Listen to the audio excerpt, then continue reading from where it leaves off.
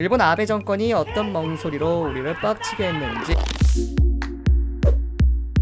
우리는 언제 빡칠까요? 억울할 때, 오해받을 때, 소변 보고 나오자마자 똥이 마려울 때, 여자 보고 군대 가라고 하고, 남자 보고 임신하라고 할 때. 지금 대한민국이 뜨겁습니다. 일본의 미친 도발 때문에 대한민국 국민 절반 이상이 빡쳐있기 때문이죠. 아무튼 말이 안 통하고 나아질 기미가 안 보이면 답답하고 빡치는 게 정상입니다. 일본 아베 정권이 어떤 멍소리로 우리를 빡치게 했는지 아주 간단하게 순서별로 정리해보겠습니다. 우선 7월 3일 한국이 약속을 안 지켜서 반도체 재료를 줄 수 없다며 우대 조치를 철회하겠다고 합니다. 우리나라 반도체가 벌어들이는 돈이 어마어마하기 때문에 경제적 타격이 직격탄으로 오게 되고요. 국가 성장률도 눈에 띄게 하락하게 됩니다. 아니 우리가 뭘 어쨌다고 이럴까요? 과거 1965년 그리고 2015년 박근혜 정부 때 한일 협정으로 전쟁 과거사 문제는 이제 끝내기로 했습니다. 국가 대 국가로서요. 개인이 전범기업 상대로 소송 거는 건 가능합니다. 왜냐? 그건 개인의 권리니까요. 그리고 그 판결이 실제로 일어났습니다. 2018년 5월 대법원이 일본 제철을 상대로 과거 불법적인 식민 지배 시절의 잘못을 인정하고 우리나라 피해자에게 배상하라는 판결을 내립니다. 그것 때문에 일본 제철의 한국 내에 있는 재산에 대한 강제 매각 절차가 시작되죠.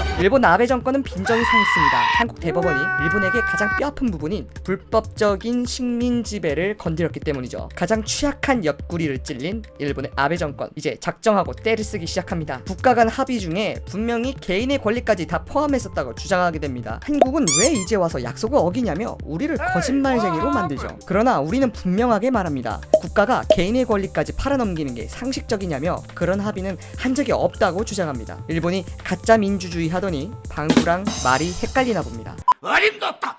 실제로 과거 1991년 일본 측에서도 한일 협정에 개인의 권리까지 포함시키진 않았다는 사실을 분명히 말합니다. 아베 정권은 아몰랑을 실전합니다. 일부에서는 일본의 막무가내식 우기기는 박근혜 정부 때 이면 합의가 있었기 때문에 저렇게까지 억지 부리는 게 아니냐라는 루머. 논리 없는 떼쓰기에 우리나라도 살짝 당황했습니다. 그런데 7월 7일 지금벌 넘었다. TV에서 아베는 좌충수를 두기 시작합니다. 한국이 반도체 만드는 줄 알았더니 에칭가스를 북한에다가 무기 만들도록 밀수출하고 있더라 라고 거짓말을 합니다. 대한민국에 누명을 씌웁니다.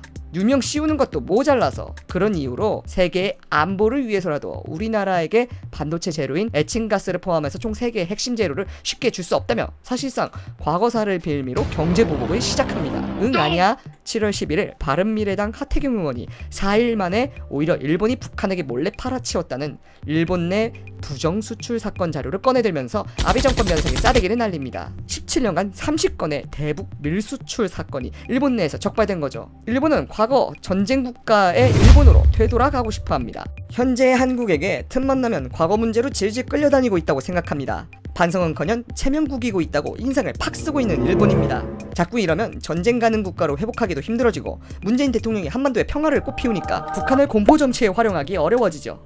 자, 도움이 1도 안 되는 문 정권을 탄핵시키기 위해 일본 선거와 맞물려서 극단적인 카드를 꺼내든 것입니다.